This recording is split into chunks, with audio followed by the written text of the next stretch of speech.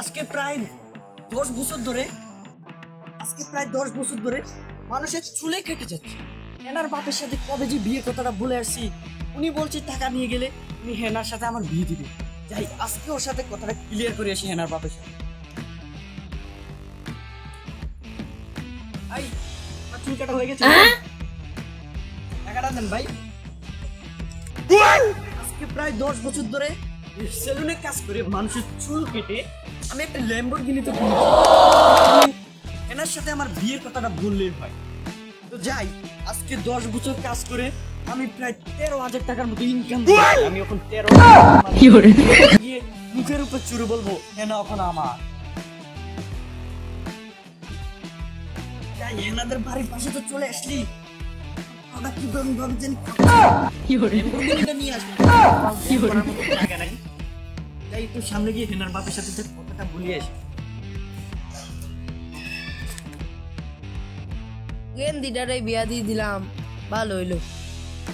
ছোট বাচ্চা কইছিল গেন্দিটারে বিয়া করবো, সে আজকে 10 বছর ধরে সেলুনে কাম করে, আসার কোনো খবর নাই। এই জন্য বিয়া দিয়েছি, ভালো হয়েছে আমার জন্য। চাচা হেনা তো সাজানো চাচা হেনা সাজানো কেন? আর বাড়িঘর কোথায়?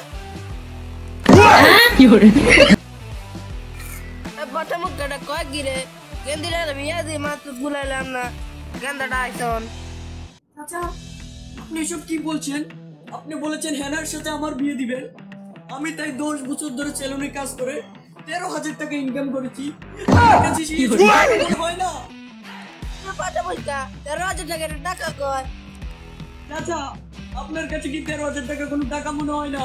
আপনি জানেন আমি দিন রাত টিকটক করে একটা ল্যাম্বরগিনি গাড়ি কিনে এখানে ল্যান্ড করার জায়গা নাই বলে আমি এটাকে আবার দিয়ে এখানে আনলাম না। গেন্দিরে বিয়া দিয়ে দিছি না আমি বিশ্বাস করি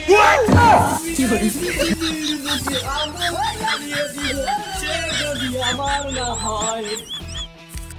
চাচা আমি বিশ্বাস করি না, আমি হেনাকে ফিরিয়ে আনবই আর আপনার সামনে ওকে তুলে নিয়ে যাব।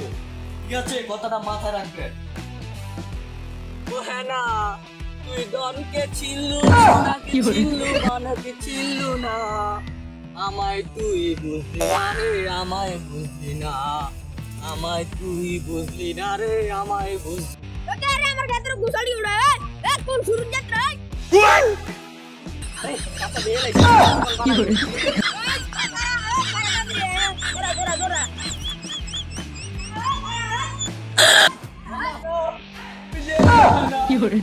শুধু আমার কি যেও না। আমার বাবার নামটা দিলে দে কোন শুরু যাত্রা আমার বাবার নামটাকে তুমি আমার শুধুমাত্র আমার ছিলে হেনা, তুমি যেও না হেনা। তুই গেলি আলাম পুরো কড়া না আমি চলে যাচ্ছি হেনা, ভালো থেকো।